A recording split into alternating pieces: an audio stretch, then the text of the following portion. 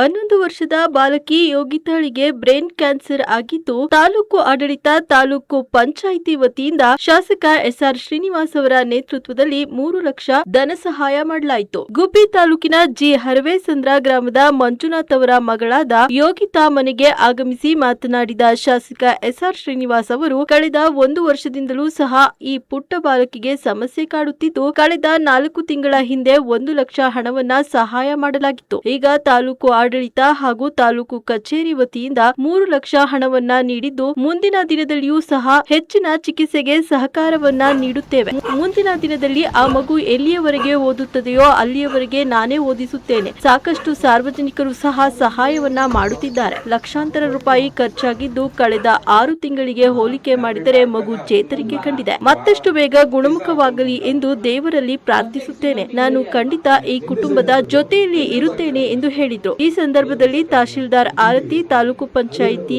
EO Ranganath, ಪಟ್ಟಣ ಪಂಚಾಯಿತಿ ಮುಖ್ಯಾಧಿಕಾರಿ ಮಂಜುಳಾದೇವಿ, ತಹಶೀಲ್ದಾರ್ ನಾಗಭೂಷಣ್, ನೌಕರರ ಸಂಘದ ತಾಲೂಕು ಅಧ್ಯಕ್ಷ ಗುರುಪ್ರಸಾದ್, ತಾಲೂಕು ಕಚೇರಿಯ ಶರತ್, ಮಂಜುಳಾ ಸೇರಿದಂತೆ ಹಲವಾರು ಅಧಿಕಾರಿಗಳು, ಗ್ರಾಮಸ್ಥರು ಹಾಜರಿದ್ದರು.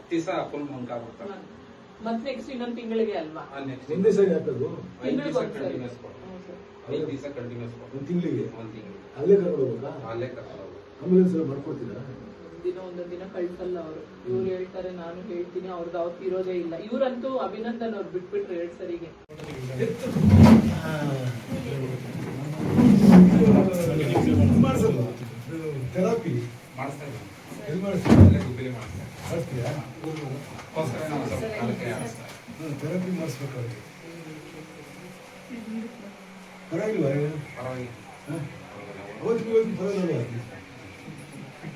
ಊಟ ಮಾಡ್ತಾರೆ, ಮಾತಾಡ್ತಾರೆ.